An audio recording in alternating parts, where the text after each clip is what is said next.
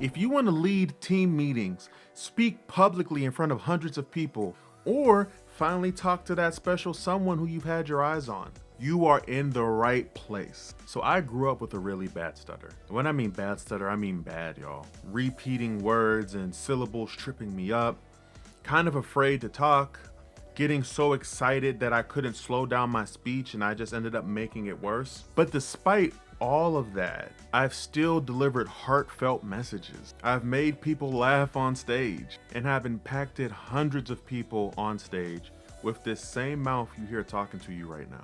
And I've been paid pretty well to do it too. So let me show you how I did it.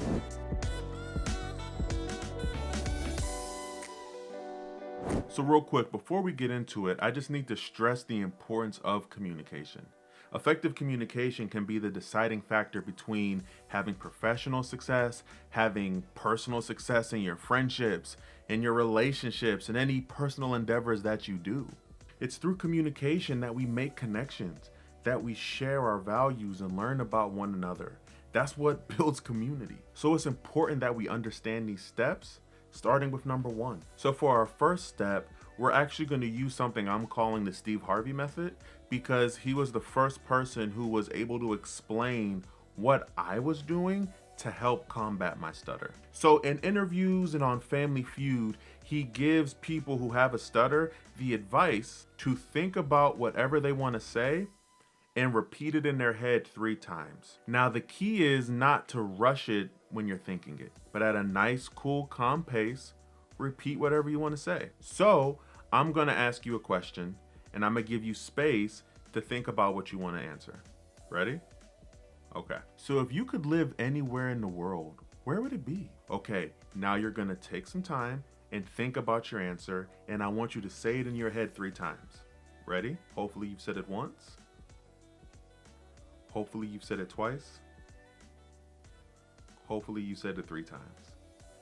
Hopefully you found yourself able to share that a little easier and a little more comfortably. And as time progresses, you go from saying it 3 times in your head to 2 times to 1 time to eventually you're just kind of blurting it out. Now, some might say the downside of this could be the long pause that you may have. What I would recommend though is that you would use filler words in between as you're thinking. Maybe throwing in a or maybe even a head nod like, that's a good question. Whatever you're comfortable with, that'll help buy you time.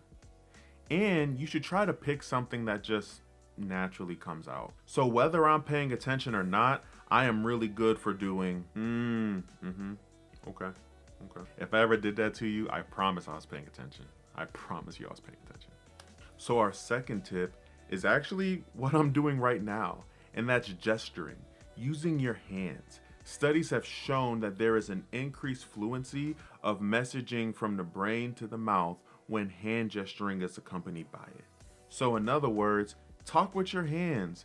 Overemphasize on whatever you're going to say using your hands. If you're telling a story and you're talking about how maybe you played football when you were a kid and you were trying to make a tackle and you got stiff-armed, right? Go ahead and do the little hand to face thing.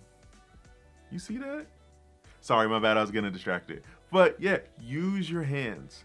When we use our hands, it makes speaking more fluent and it helps us stay on topic and also helps us focus. And it just shortens the pathway of getting that information from our brain to our mouth.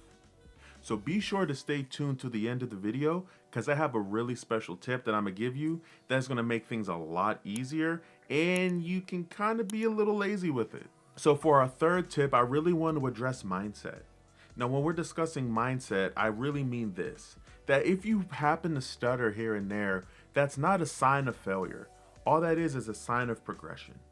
And also consider this, when you're thinking and you're thinking over concepts or you're thinking over ideas, or you might be talking to yourself, during those times, you're probably not stuttering. So you have the ability to do this. Sometimes it just comes down to our mindset.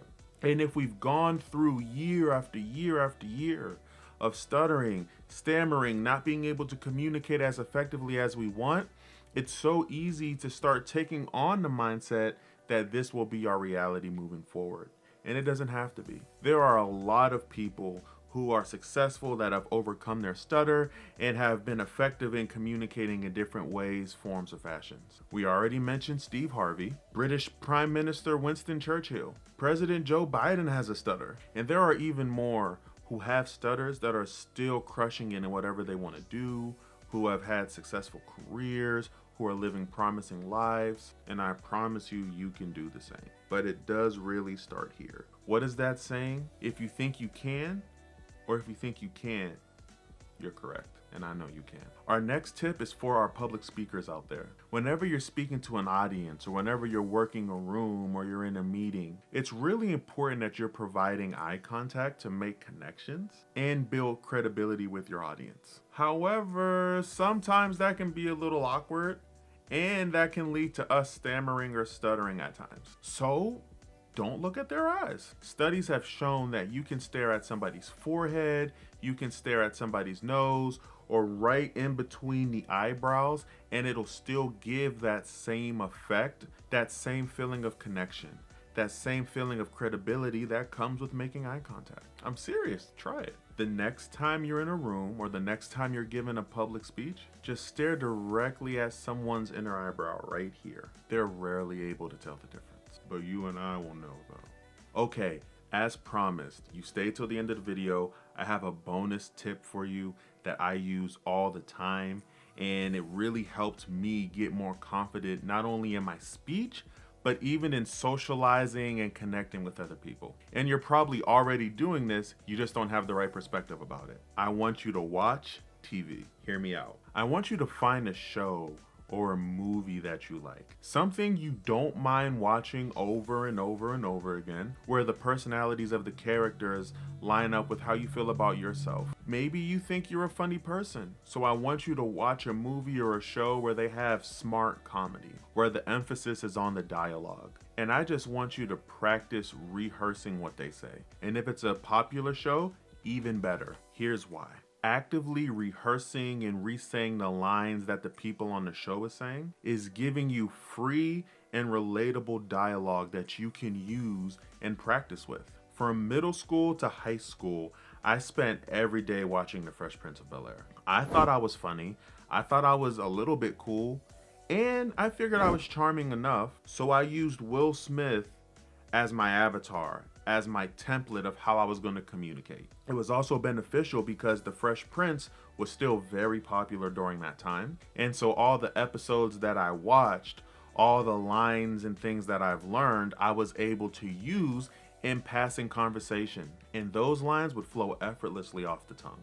And often that was just enough of the boost I needed to feel confident and to slowly kind of start forgetting about my own stutter. I was already able to win people over, and that directly attacked my fear, my insecurity, my own anxiety, and in extension, my stuttering. So think of a movie or a show that you can watch again and again and get those lines down. And if you really want to take advantage of this, once you get those lines down, talk along with the movie or the show. And when a line pops up that you want to say, go ahead and mute your TV and say it. See how you do. I know it sounds funny and it sounds weird, but I promise you this works. This is what I used throughout middle school and high school, and even sometimes in college. In addition to that, I want to encourage you to really lean into your support system. If you have a social circle of friends, really let them know what's going on.